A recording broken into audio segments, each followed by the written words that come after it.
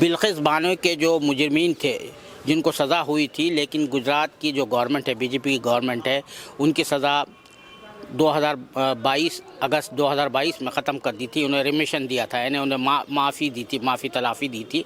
उसके ख़िलाफ़ supreme court ने जो है आज फ़ैसला अपना सुनाया है, सादर किया है, जिसमें गुजरात गवर्नमेंट को सख्त नुक्ताचीनी करते हुए कहा गया है कि मुजरिमों को जेलों में ही बंद रखा जाना चाहिए, वरना सोसाइटी में बड़े उसके जो है ख़राब असरात मुरतब हो सकते हैं।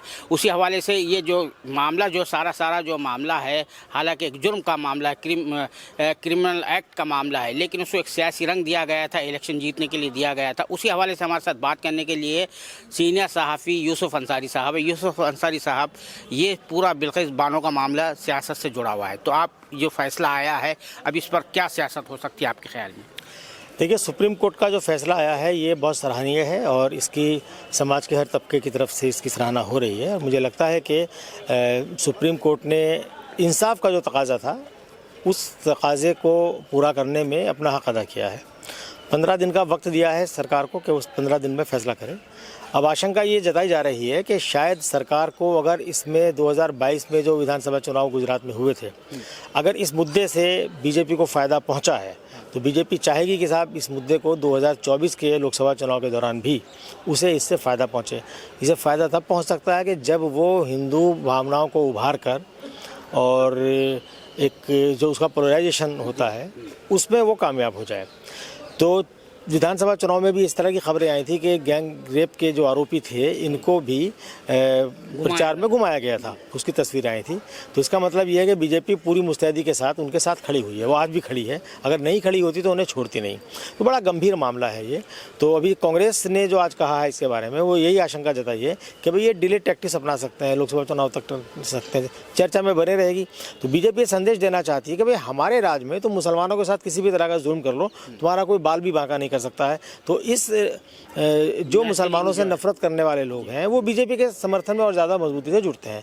तो इस एंगल से अगर देखा जाए तो बीजेपी चाहेगी कि इस मुद्दे का फ़ायदा उसे पहुंचे। बीजेपी इसको इस मामले में महारत हासिल है कि कोई सा भी इशू हो वो उस इशू को अपने पक्ष में भुनाने में कामयाब होती रही है, कामयाब होती है। उसके दिन अभी अच्छे चल रहे हैं। तो उसकी कोशिश तो ये होगी कि इसे हम किसी भी तरह से एंटी मुस्लिम रुख दे करके इसे हम अपने पक्ष में भुनाएं। तो लेकिन जो सियासी जमातों का जो रवैया होता है ना, आप देखते हैं, आप कवर करते आ रहे हैं, मुख्तलिफ से बीजेपी को भी कवर करते रहे, कांग्रेस को भी कवर करते रहे। सेकुलरिज्म सिर्फ एक नाम के लिए इस्तेमाल होता है, लेकिन अमली तौर पर जब अमली कदम की बात आती है तो सभी पार्टियां पीछे हटती हैं। तो इस सूरत हाल में क्या कहेंगे आप? देखिए, ये एक उम्मन रहा है। सेकुलरिज्म जो है वो हमारे कॉन्स्टिट्यूशन की बुनियाद है और इसे आप इस तरह समझ लीजिए कि सेकुलरिज्म उस तरह से है जैसे हमारी बॉडी में खून होता है, उसी तरह भारतीय संविधान में सेकुलरिज्म की अहमियत है। हाँ, इसकी अहमियत से मुख्तलिफ पार्टियों ने अलग अलग वक्त में अपने हिसाब से छेड़छाड़ की है, रुख बदला है, उससे डेविएट अपनी लाइन को किया है, इसमें कोई शक नहीं है। लेकिन चूँकि पॉलिटिकल पार्टीज़ को वोट चाहिए होता है तो कई बार पॉलिटिकल पार्टीज़ टैक्टिकल तरीके से काम करती हैं और वो उस तरह के सांप भी मर जाए लाठी भी ना टूटे। जैसे कांग्रेस अक्सर हिंदू सॉफ्ट हिंदूज़ की बात करती है, उसे कामयाबी कहीं मिलती है, कहीं नहीं मिलती है। तो वो यही है कि भाई अगर उसे हिंदू वोट मिलेगा कुछ तो मुस्लिम वोट उसे प्लस कर देगा, तो इसलिए वो रणनीति करती है। उस पर पार्टी के अंदर कई चर्चाएँ होती हैं।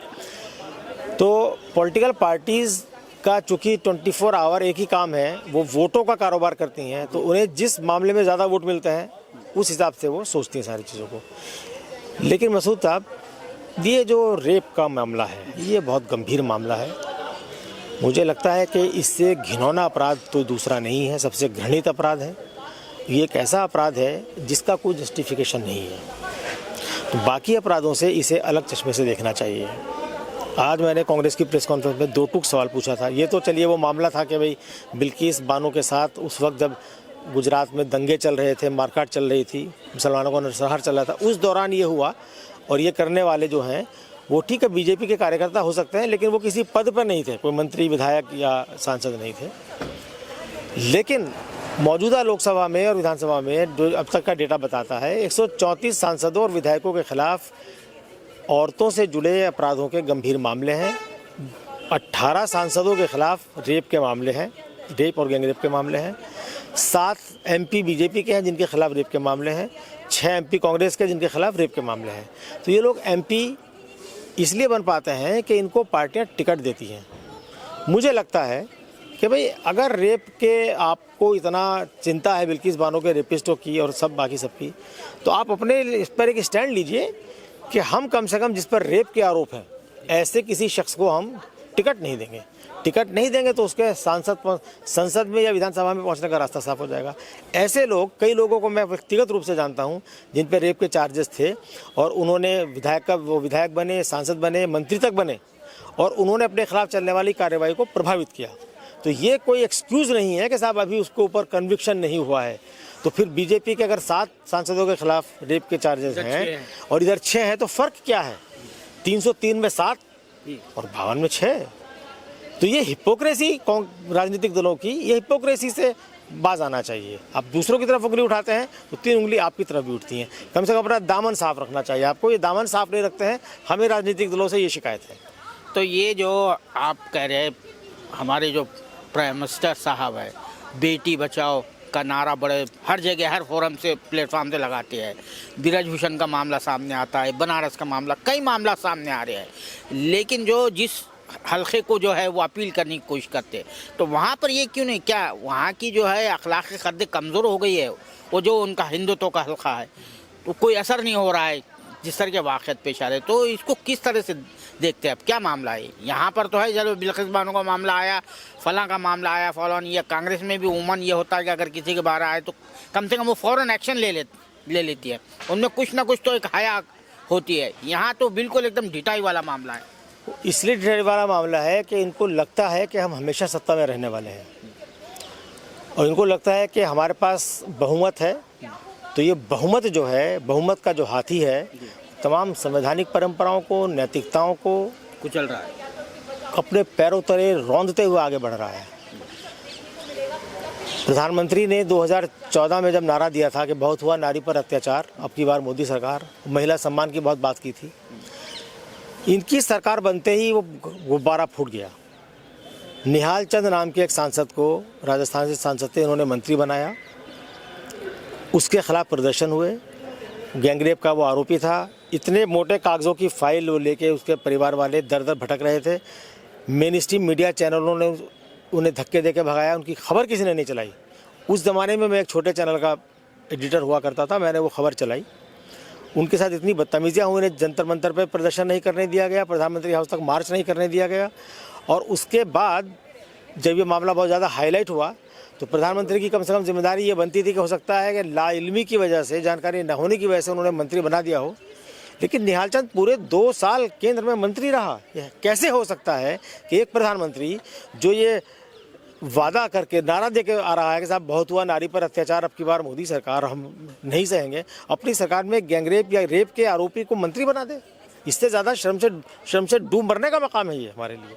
और आज हम फिर वही देखते हैं, ब्रजभूषण सिंह के खिलाफ बच्चियों ने कितने गंभीर आरोप लगाए, और उन बच्चियों ने, उन लड़कियों ने लगाए जिन्होंने देश का नाम रोशन किया, गोल्ड मेडल जीते। और ये क्या सारी पहलवान जो है अंतर्राष्ट्रीय ख्याति प्राप्त, सब झूठ बोल रही है? ये शर्म आनी चाहिए। प्रधानमंत्री चूँकि खामोश हैं, इसलिए उनकी जो टोली के लोग हैं उनके हौसले ज़्यादा बढ़ जाते हैं और वो उनसे ज़्यादा बढ़ चढ़ के इनके खिलाफ, पहलवानों के खिलाफ उल्टे उन्होंने मोर्चा खोल दिया है। तो ये ऐसा लगता है कि सारी शर्मो हया, नैतिकता, सब तकाज़े इन्होंने एक तरफ उठा के ताक में रख दिए, वलाए ताक रख दिए हैं और इन्हें किसी की परवाह नहीं है। लेकिन भूलना नहीं चाहिए, भारत जो है दुनिया का सबसे बड़ा लोकतंत्र है। इस देश का एक एक आदमी, एक अकेली बिल्किस बानो लड़ रही थी ना केस अपना, और सुप्रीम कोर्ट में उसने सबको चुनौती दे दी। तो इस देश की ताकत है कि जब कानून अपना काम करता है, कानून की सिक्का चलता है, तो फिर वो अच्छों की औकात दिखा देता है। आसाराम बापू बहुत बड़े थे, अपने आप को भगवान घोषित कर दिया था उन्होंने। अटल बिहारी वाजपेयी प्रधानमंत्री, मुरली मनोहर जोशी गृह मंत्री, आडवाणी, खुद नरेंद्र मोदी उनके दरबार में जाके मत्था टेकते थे। लेकिन जब एक लड़की उनके खिलाफ खड़ी हुई, गरीब आदमी खड़ा हुआ और उसने बिकने से मना किया, 50 करोड़ ऑफर हुए थे ऐसे, उसने बिकने से मना किया, तो जिस दिन से वो जेल में गया है उसके बाद जेल से बाहर नहीं आया। तो इस देश की ताकत है, इस देश के कानून की ताकत है, संविधान की ताकत है। तो इस संविधान की अस्मिता को, उसके सम्मान को कोई चुनौती दे के बहुत दिन सत्ता में तो नहीं रह सकता है। इस देश की जनता जब जागेगी, जब महिलाएं अपने अधिकारों के प्रति जागेंगी तो वो सबक सिखाएंगी। लेकिन प्रधानमंत्री का, उनकी पार्टी के लोगों का, मंत्रियों का रवैया शर्मनाक है। बहुत शुक्रिया साला से बात करने के लिए। ये थे यूसुफ अंसारी साहब, जो बीजेपी और जो इस वक्त जो बेटी बचाओ का जो नारा है उस हवाले से जो मुल्क में सूरत हाल है उस पर तबसरा करते हुए कह रहे थे कि ये बीजेपी ने जो है जितनी भी जो अखलाकी अक़दार है उसको बालाताक रखा हुआ है। और ये जो है जिस तरह के उनके पार्टी से वाबस्ता लोग जो इस तरह के कामों में मुलविस होते हैं, लेकिन उनको जिस तरह से बचाया जाता है, जैसे गुजरात में बाज़ाब्ता जो है अदालत ने जिनको जो है कन्विक्ट करार दिया था, जिनको मुजरिम करार दिया था और वो सज़ा काट रहे थे, उनको जेल से छुड़ा के लाकर जो है उनकी जिस तरह से गुजरात के असेंबली इलेक्शन के दौरान उनकी नुमाइश की गई थी कि देखो ये बीजेपी ऐसी पार्टी है जो हिंदुओं को बचाती है, चाहे वो जेल में क्यों ना हो। तो ये जो मैसेज देने की कोशिश की जाती है और हर मामले को एंटी मुस्लिम रुख देने की जो कोशिश की जाती है उस पर तबसरा करते हुए यूसुफ अंसारी का कहना है कि ये जो है हमारे मुल्क के लिए बड़े शर्म की बात है, ख़ास तौर से बीजेपी के लिए बड़े शर्म और शर्म की बात है। कैमरामैन जीशान राही के साथ मैं अब्दुल बारी मसूद, नई दिल्ली।